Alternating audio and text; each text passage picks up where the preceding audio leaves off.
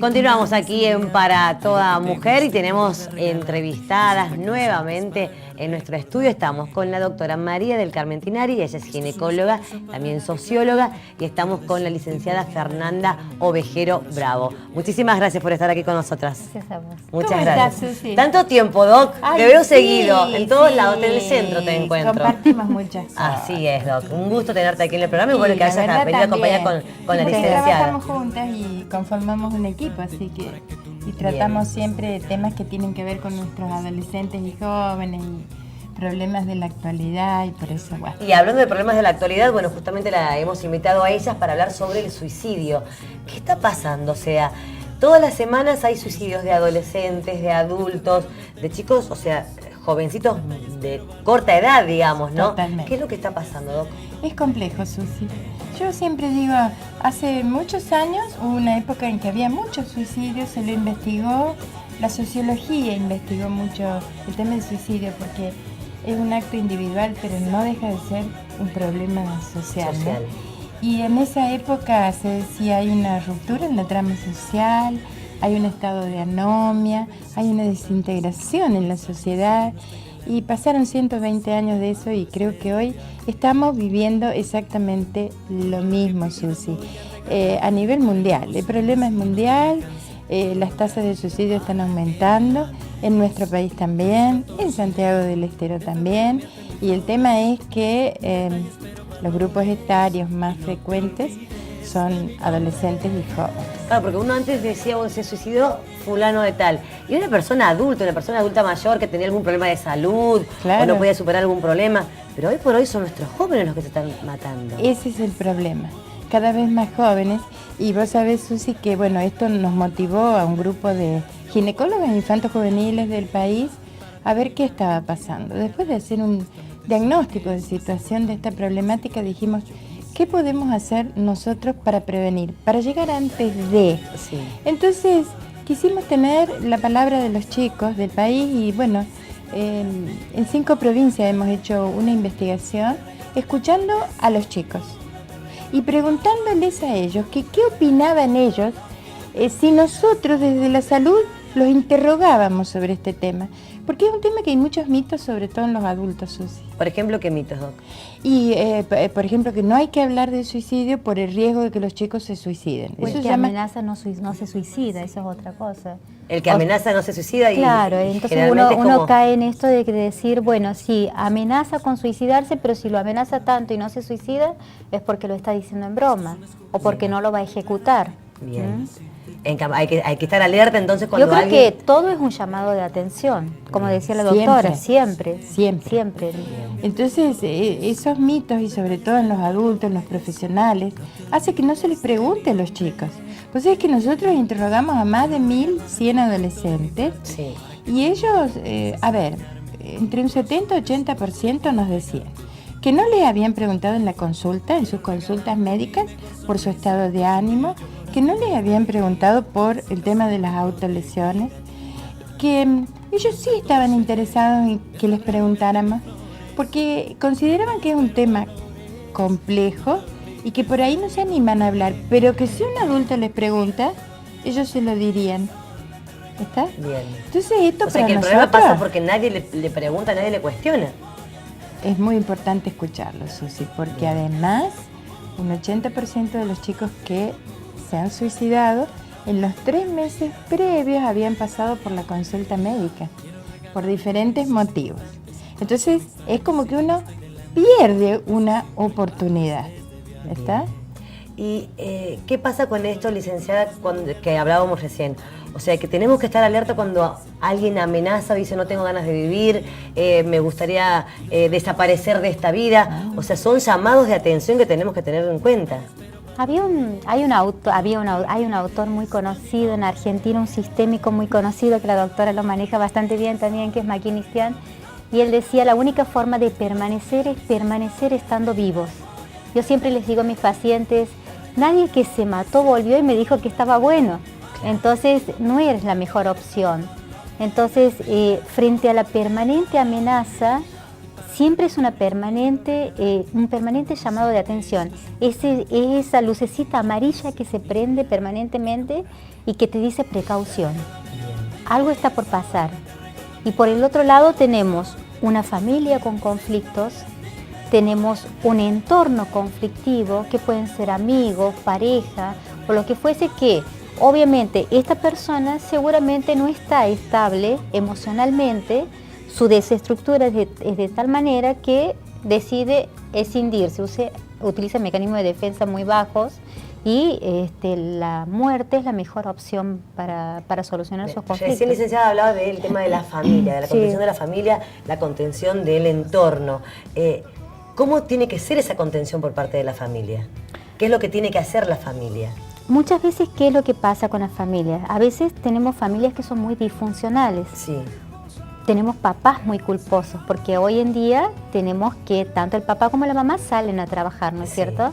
Entonces la falta de presencia junto a sus niños hace que la poca presencia baje la calidad, porque creen que con cantidad superamos calidad. Claro. Entonces estos chicos aprenden al famoso trueque. Entonces hoy apruebo una materia y bueno, apruebo una materia y tengo que tener un premio por eso. Entonces la anomia de la que habla la doctora, la falta de normas, hace que lo que no es habitual y lo que debería ser como una obligación en los chicos, porque la obligación de nosotros papás, ¿qué es? Darles el sustento necesario para que estos chicos se eduquen. Exacto. La obligación de los chicos es estudiar. Exacto. ¿Quién dice que hay que gratificarlos por lo que deben hacer?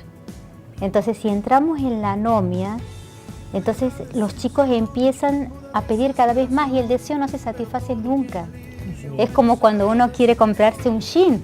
Hoy me quiero comprar un jean, la semana siguiente quiero comprarme otro. Totalmente. Bien, perfecto. Y es así permanentemente. Entonces, hay veces que la familia se pone disfuncional, se separa, entonces se establecen las famosas alianzas. Entonces, la verdad que mi papá es más piola. Claro. Entonces me voy con mi papá. Es una forma de manipular que tiene. Totalmente. Y la mala es la mamá. Entonces, como la mamá es la mala y el papá es el piola, entonces el papá es el que da los permisos. Y si es que la mamá no ha dado el permiso y el papá sí, nos escapamos. Y si nos escapamos, formamos grupos. Y los grupos que formamos no están tan buenos.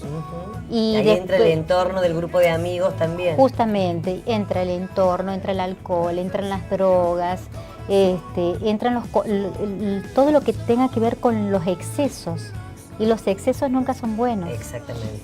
Esto que dice Fer es muy importante. Nosotros les preguntábamos a los chicos ¿por qué les preocupaba? Porque ellos decían, lo consideraban un verdadero problema y estaban muy preocupados.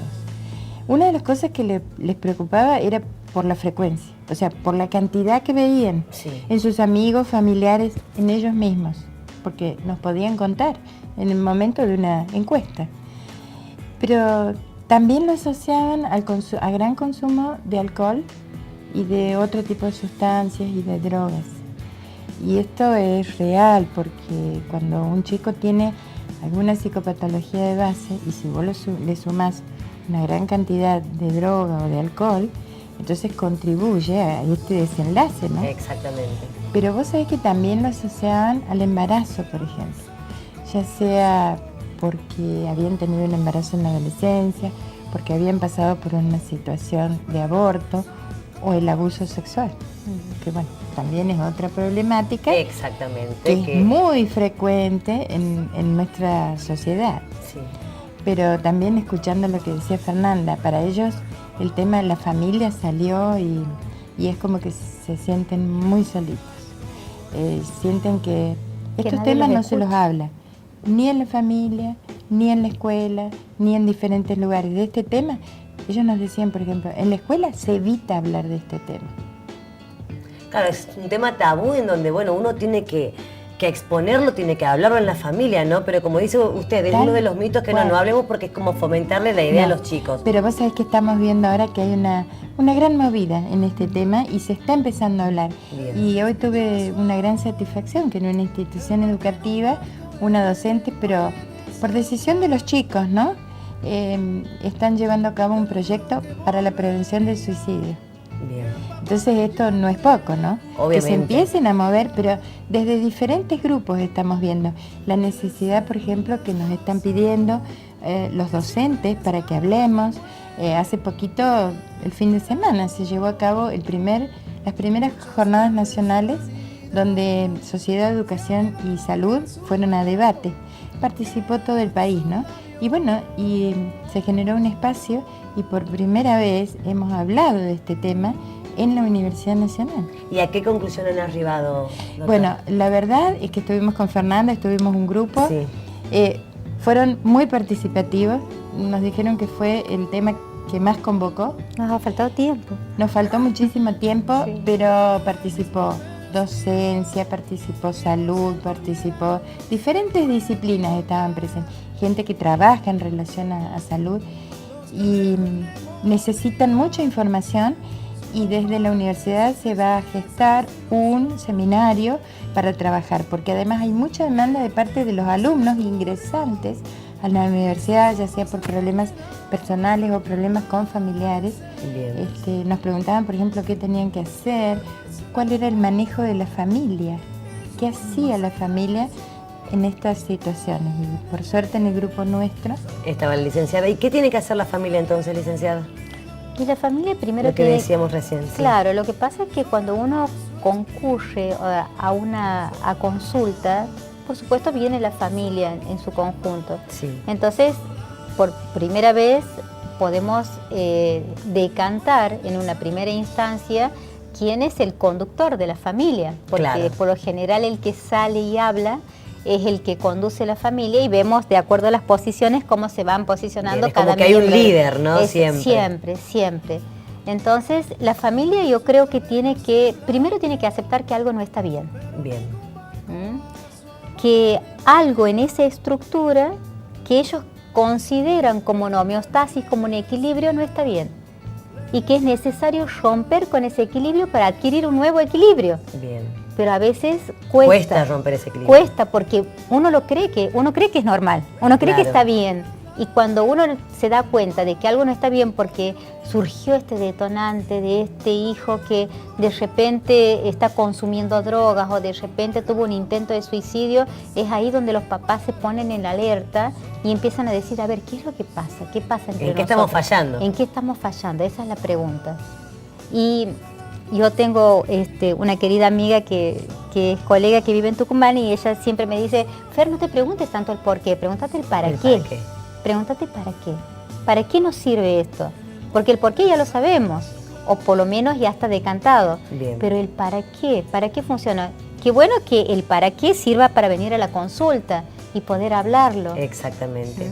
Y una persona que se suicida, al hacer terapia luego, ¿puede recuperarse, digamos, o tiene otro intento? Me lo van a contar después del bloque de la pausa, ¿les parece? Correcto. Vamos a hacer una pausa y ya volvemos para continuar hablando sobre suicidio.